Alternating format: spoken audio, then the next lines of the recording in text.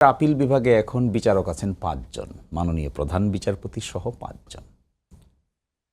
মামলা সংখ্যা যা আছে প্রতিজনের ভাগে ৬,৪৪০টার মতো মামলা পড়ে। আমার বিবেচনায় সপ্তাহে ৭ দিন শুক্র শনিবার সহ সকাল থেকে রাত ১২টা পর্যন্ত যদি ওনারা কাজ করেন, কোনো দিনই এটা নিষ্পত্তি করা সম্ভব নয়। এটা একেবারে দিবালোকের মতো স্পষ্ট সত্য। এখন এটা কি করার?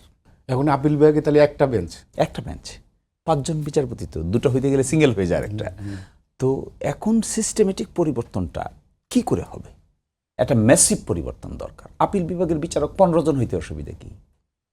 ২০ জন হইতে অসুবিধা কি? সেপারেট আমাদের কোনো আছে কোনো বার নাই, আইনে কোনো বার নাই। মাননীয় রাষ্ট্রপতি, মহামান্য রাষ্ট্রপতি যে সংখ্যক চাইবেন সেই সংখ্যকই নিবেন। আদালত বন্ধ থাকার পরেও তো এটা হলো। হ্যাঁ, এখন তাহলে কি দাঁড়াচ্ছে? ৪-৫টা স্পেশাল। আপনি দেখেন আইনের বিশেষায়িত শাখা আছে।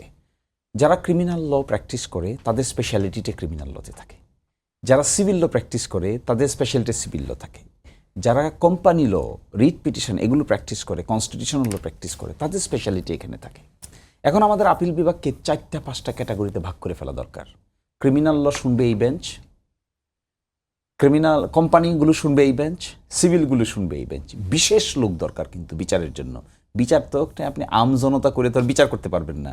বিচারের জন্য তো প্রপার আন্ডারস্ট্যান্ডিং দরকার, লিখতে হবে, রায় লিখতে হবে, সমাধানে পৌঁছতে হবে। কিন্তু এই ধরনের অ্যাপ্রোচটা আমি সরকারকে অনুরোধ করব, একটা যুগান্তকারী ঘটনা ঘটান।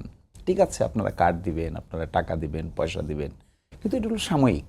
কিন্তু সিস্টেমের মধ্যে যদি বড় ধরনের পরিবর্তন করতে পারেন, আমার ধারণা ইতিহাসের পাতায় আপনারা জীবিত হিসেবে থেকে যাবেন।